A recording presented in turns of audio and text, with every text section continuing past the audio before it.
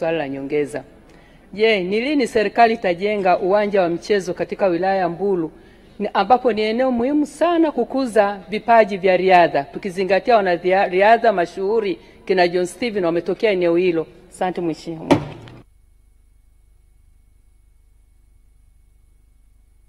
Nakushukuru mheshimiwa mwenyekiti, na swali zuri la mheshimiwa Justina.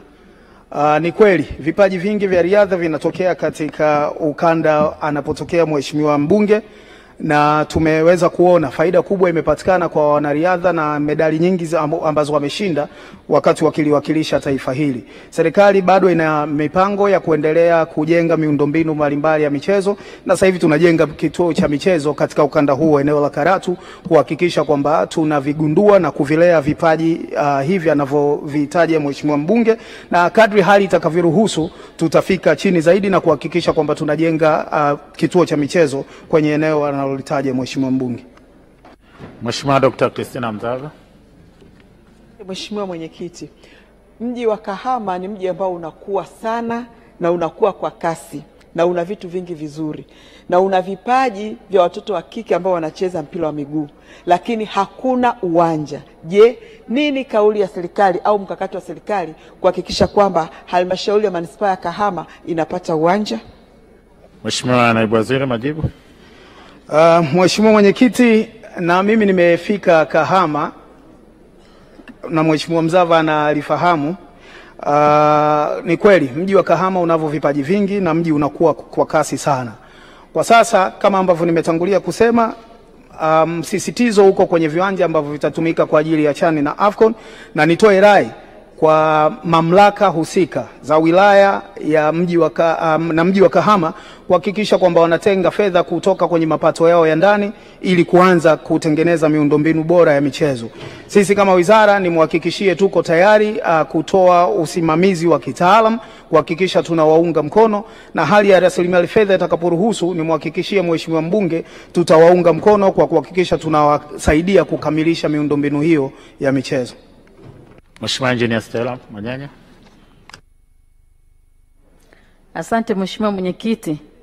Niliwahi kuuliza na ninakumbusha kwamba ni lini serikali itachukua sehemu ya mapato yanayopatikana wakati klabu kubwa za mpira kama Simba na Yanga zinapocheza na kupeleka maeneo ya pembezoni ambako kuna wapenzi wengi na hawana viwanja vya mpira. Mheshimiwa Naibu Waziri, majibu.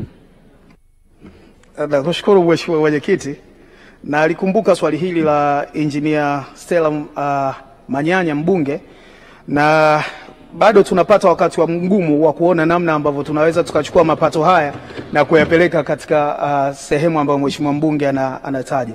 Makato ambayo yanapatikana kwenye michezo ambayo klabu hizi zinacheza bado ni makubwa sana mpaka sasa hivi, na tunaangalia namna ya kuyapunguza ili klabu hizi ziendelee kunufaika ama zinufaike zaidi. Kwa hiyo utakapofika wakati ambapo tunawakata zaidi sasa kwa ajili ya kupeleka kwenye miundombinu ya michezo kwa sehemu za pembezoni, nafikiri kutakuleta malalamiko makubwa. Kitu ambacho tunajaribu kufanya sasa hivi ni kuhakikisha serikali inaendelea kutenga 5% kutoka katika michezo ya kubahatisha ili kuhakikisha kwamba tunafanya shughuli mbalimbali za maendeleo ya michezo, na zikiwamo ambazo Engineer Stella Manyanya amezitaja. Lakini kwenye kuzikata klabu nafikiri kwa sasa itakuwa ngumu, sio jambo ambalo linaweza kuongeleka kirahisi. Asante Mheshimiwa Naibu Waziri. Tunaendelea na swali linalofuata, Wizara ya Fedha. Mheshimiwa Nusrat Shaban Hanje, mbunge wa viti maalum, sasa auliza swali lake. Mbunge anauliza, je, serikali imepoteza fedha kiasi gani tangu mwaka 2015-20 kwa kutokuwepo usalama madhubuti wa mifumo ya usimamizi